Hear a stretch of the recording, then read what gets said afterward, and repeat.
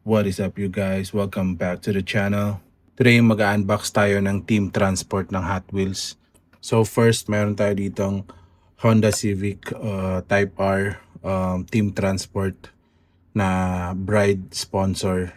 Tapos yung truck niya is Kazuko Hauler Community Transport. So ang isa naman, meron tayo ditong Legends Tour na Honda Civic Type R din. Ito naman 2024 to 2007 na So ito yung FD, tinatawag natin sa Pilipinas na FD Civic. Tapos ito naman yung FL5 na Civic na tinatawag natin dito sa Pilipinas. So yung mga trucks nila, magkapareho sila, Kazuko Hauler, yung mga hauler na gamit nila. Magkaiba lang yung livery at saka team niya. Kasi ito Legends Tour to eh. Tapos ito Bride. So buksan natin to guys, tas i-compare natin. So ang reason guys bakit ina-unbox ko to, kasi yung iba gusto nila naka-blister lang, nakaganto. Maganda kasi pang display. May mga ganun din collector. Ako kasi hindi ko na-enjoy yung toys or yung collection ko pag hindi ko nahahawakan. Pag hindi ko siya nalalagay sa mga diorama or naiiba-iba yung position or something. So ganun ko na-enjoy. Kaya I have only two options. Bumili ng tigda dalawang set, i-unbox yung isang set, i-remain blister, pero hindi naman tayo ganun kadami pera para mag-double. So I chose to open it na lang para ma-enjoy ko, no? Kasi what's the purpose naman ng collecting kung into resale ka, di ba? Tayo naman is into collecting diecast. So ayun lang, share ko lang yun. Simulan na natin guys. Paano ba to? Dito ata nila sinisimulan. So open natin dito. Dito ko nakita sa YouTube. Dito nila binubuksan eh. Poke a hole, tapos kung i-unbox nyo to guys, be careful lang hindi nyo masali yung kamay nyo. Tsaka kung kayo, if you're a kid, make sure na may supervision in inyong parents pag sa pagkakat nito, kasi mahirap to i-cut. Medyo mahirap siya. So kailangan talaga actually medyo nahihirapan ako dyan. Nakita ko lang kasi yan sa dito ko na lang i-open, mas madali yata dito. So importante, kung gusto niyo ma-save yung niya, yung itong card niya, kasi maganda din pang display yan eh. So make sure na hindi niyo siya pupunitin. So make sure ganito yung gagawin niyo, parang yung plastic lang talaga yung ikakat niyo. Ayan. Kasi pwede niyo namang later on, diba? So ayan, medyo na-open na siya. Dito na lang.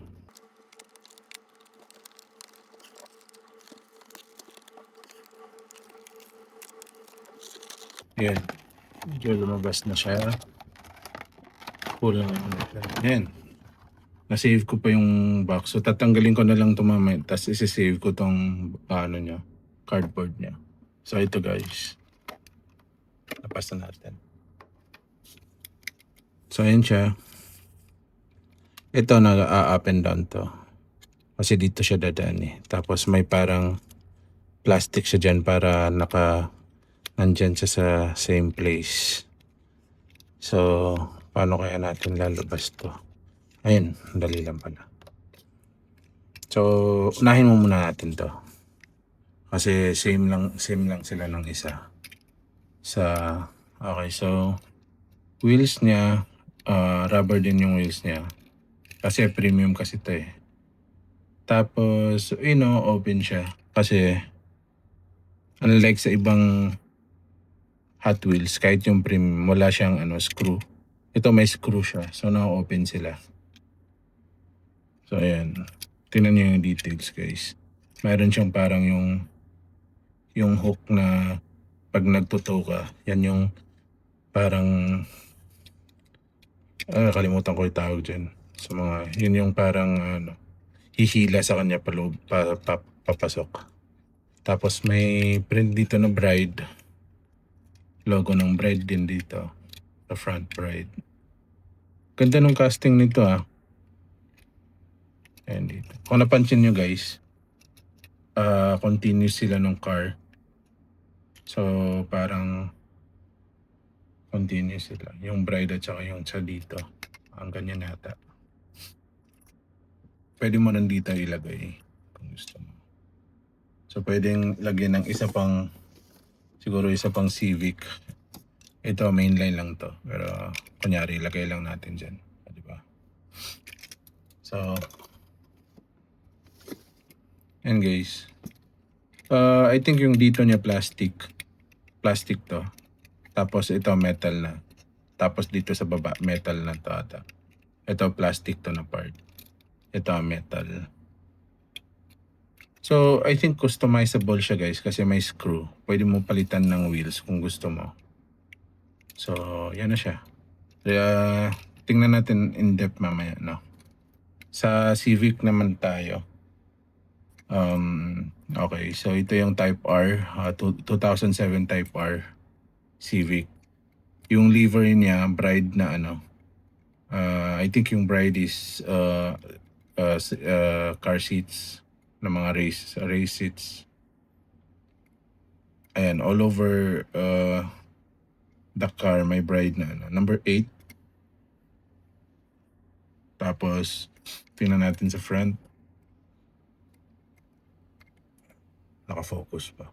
So sa front, ayan, may plate number na bride, may logo ng Honda, so meaning ito ay licensed. Maganda, pag premium talaga maganda yung ano niya, yung tampon niya. Tingnan niyo yung details guys, may Yokohama na ano, print. Yokohama. Tapos right hand pa o left hand drive? Right hand drive. Siyempre Japanese. Tapos rubber wheels. Tapos metal base. And ganda ng ano din niya, yung rims niya parang CE na style sa race. Tapos ayan. Spoiler niya, I think plastic siya. Plastic spoiler. Sana kasama sa casting yung ano, spoiler. Mayroon siyang side mirrors. Tapos sobrang ano niya, rolling siya. Tapos ayan. Check natin yung maganda yung roll niya. Sobrang ganda ng tindi ko. 'Di ba? Tapos pwedeng diyan may lagay. Kaya ito rolling din. Ganda din ng ano niya. Pwede dito may lagay. Ayan. Ganda pang display, 'di ba? So ayan guys. Tapos next na natin tong Legends Tour para sa 2026. Ito yung, kasi every year may Legends Tour. Tapos yung this year, yung pinaka nagustuhan ko kasi syempre GDM, Honda. Yung mga paborito nating ano, diecast. Honda, Nissan, maka GDM tayo, bias tayo sa GDM. Tapos open na natin guys ha. Ito yung 2024 Honda Civic Type R. Bali, ito yung FL5 sa atin. Ewan ko kung sa US ba at saka sa Japan, ganun din yung tawag nila, FL5 at saka FD. Ganun kasi yung tawag natin dito sa Pilipinas eh. Yung parang chassis number ata yun. Hindi ata. Chassis number talaga. Kasi guys, fun facts lang. Naka-work ako sa Honda dati as a sales representative. So nagbebenta ako ng mga kotse dati. Marami na ako nabenta FL5 dati.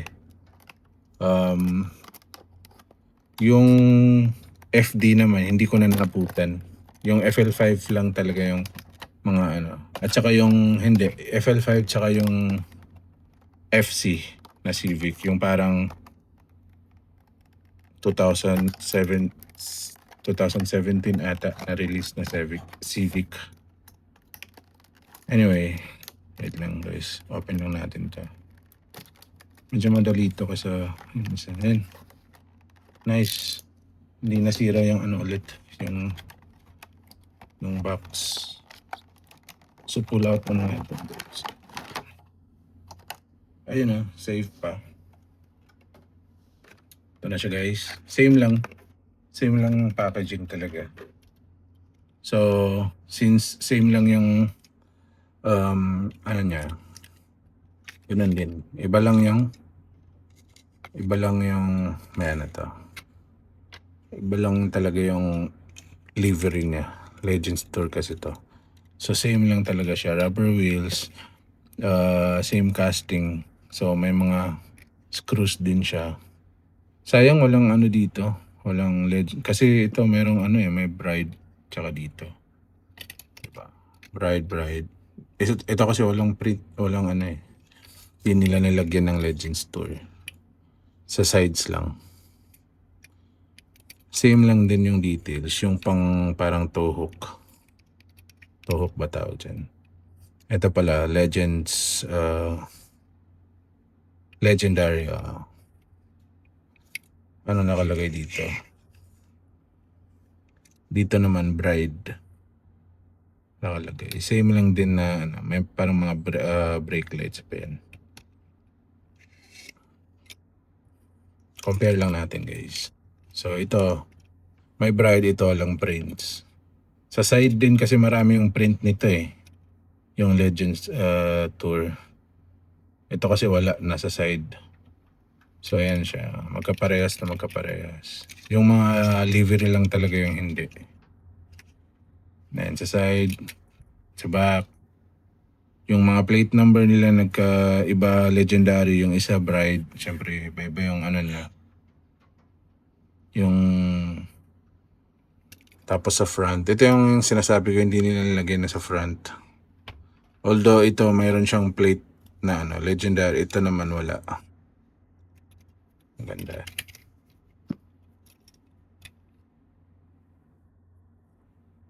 Tapos dito naman tayo sa FL5 guys. Punong-puno ng livery sa side, number 26 kasi 2026 Legends Tour to siya na kotse. So, rubber wheels din siya. Metal base. Tapos may logo din ng Honda na nakikita mo.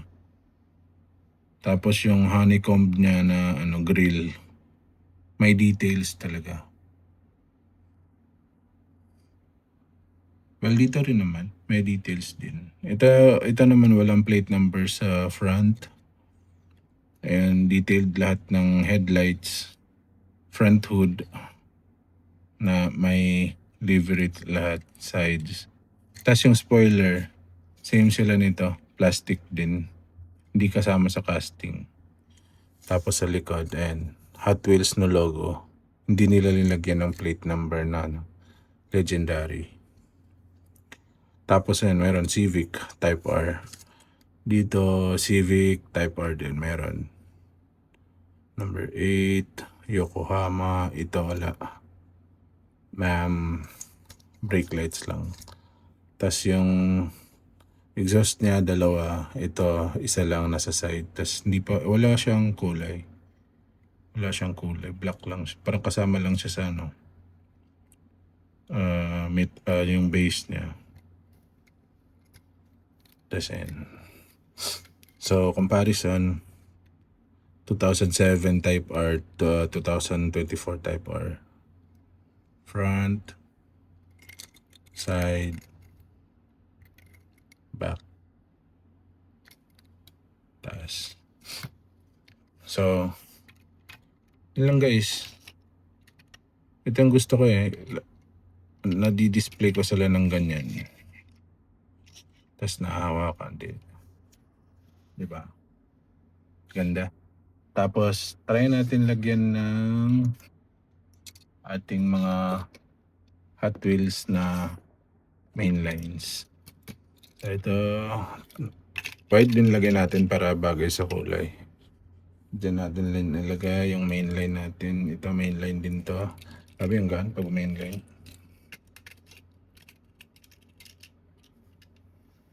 Ayan. Diba? Ganda. So, yun lang guys. Quick unboxing lang. Pinakita ko lang sa inyo yung unboxing natin ng Team Transport. Hopefully, may makita tayong mura na nung Team Transport din na Honda na yung anong Honda yan? Ito siya na Honda. Hindi ko alam kung anong may Team Transport na parang red na ito yung Honda Civic na ginamit. 97 Honda Civic. Ito. Lagay ko na lang sa para kompleto sila lahat ng Civic na Team Transport. Kasi yung Nissan na Team Transport, yung R34, medyo mahal yun eh. Sobrang taas na ng value nun. Pero makakachamba tayo, kuha tayo nun. And guys, sana mag-subscribe kayo, mag-like kayo, tsaka mag-leave kayo ng comments. Nakakatulong yun para masuggest yung video natin sa ibang katulad natin ng mga collectors. Maraming salamat sa panonood at pagsama sa akin. Next week, unboxing tayo ng iba namang mga diecast din. So, ayun guys. Salamat at peace out.